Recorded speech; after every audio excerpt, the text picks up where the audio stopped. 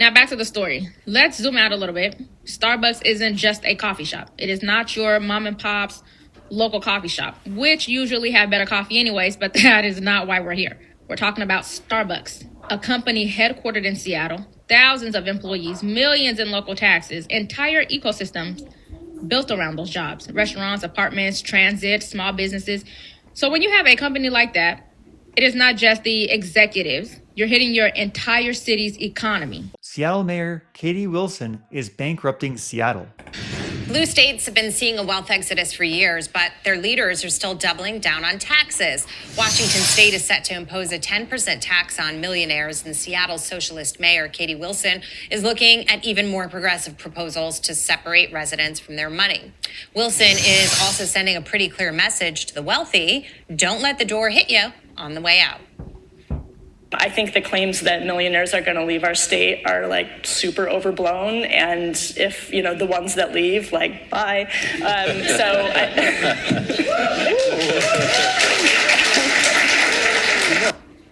And just months after Wilson urged a boycott of Starbucks, the Seattle-based company, well, it is shifting south, pouring $100 million and 2,000 jobs into Nashville. So if you torture them enough, eventually they will leave, Marcus, whether you're a billionaire or a business owner. I think the flippant nature in which Wilson is saying, they're not going to leave, like almost like this is some big joke or some big game. It's really not. What is the territory? She's mayor of Seattle. I don't know how far it goes. I don't think it goes into Bellevue where the actual rich people live. Mm-hmm. And so when she's saying, I don't want you to be here, if you've anybody been into downtown Seattle lately? No.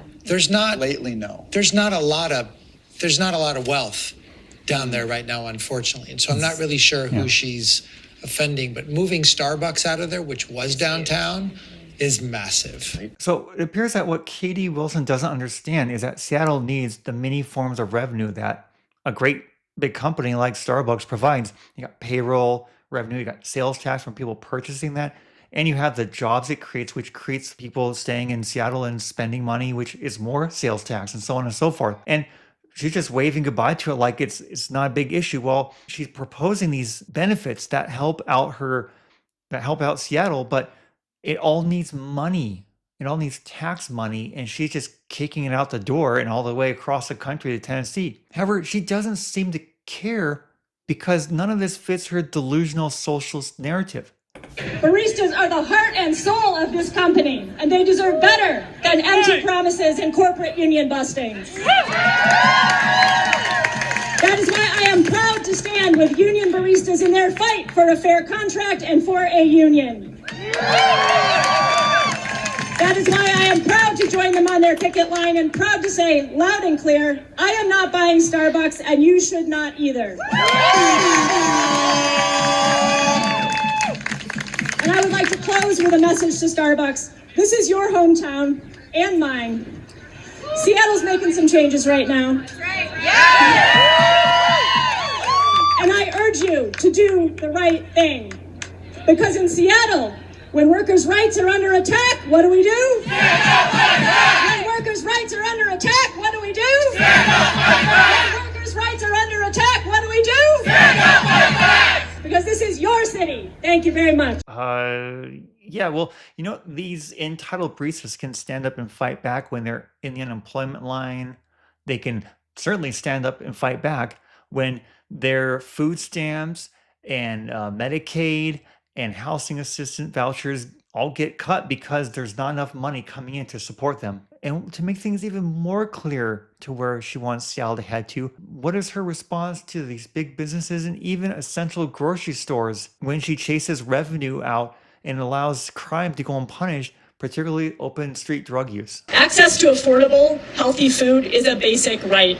We cannot allow giant grocery chains to stomp all over our communities, close stores at will, and leave behind food deserts. Together we can build a Seattle where fresh food is for everyone, not just for those who can afford it. Food deserts are not natural. Corporations create them when they abandon our communities. As mayor, I'm excited to step up and with UFCW explore public option grocery stores to fill those gaps. Public option grocery stores, you mean government-run grocery stores. And we all know what happens when those come in. They cut prices, which chases away the competition, and the population still needs all the grocery stores that were there, but now they're all gone. So it forces them into one grocery store, which means that there's scarcity of food because everyone's buying up all the bread more than it can be supplied, for example. And there's also long lines for non-existent food or scarce supplies. This is what happens when a city elects an economically incompetent mayor who thinks everything runs on hopes and dreams. And just when you think this is bad, it gets so much worse. So I want to ask you one other thing, because you sit here as a mayor-elect, you're in your early 40s, you've accomplished so much at such a young age. And in that context, you have been open about the fact that you have done that with your parents' help, that your parents who live across the country have sent you checks to help pay for your toddler's childcare, right? That with all the things that you've accomplished, when it comes to affordability, that you still needed that. Now, Fox News and the New York Post have framed that in a negative light. They have said, Mayor-elect, that you are, quote unquote, living off your parents' money. I'm curious how you see it, because this is something you've been very open about. Do you think that people in Seattle see this as a negative or as a positive that people can relate to? Well, I'll say that my opponent's campaign and the corporate PAC that tried to stop my election certainly cast it as a negative thing. But, you know, campaigning for office is stressful. Seattle's one of the most expensive cities in the country. Our childcare is off the charts expensive. And honestly, I think that a lot of people of my generation and younger and older found it very relatable that during this stressful campaign, you know, my parents chipped in to help to pay for the cost of their granddaughter's daycare. And I think, you know, families help each other out. And I certainly acknowledge that I'm lucky to be in a position where my parents were able to do that. Not all families have that privilege. And, you know, that's why I'm going to fight for affordable childcare and affordable housing for every family in this city. Okay, so how are you going to make it less expensive? You're chasing out all this revenue from Starbucks and others. These millionaires are moving. How do you think this is going to provide for the people of Seattle for their childcare needs? They don't all have parents that can pay for them from across the country or anywhere else. So what's your plan, Katie? What's your plan, Mayor Wilson?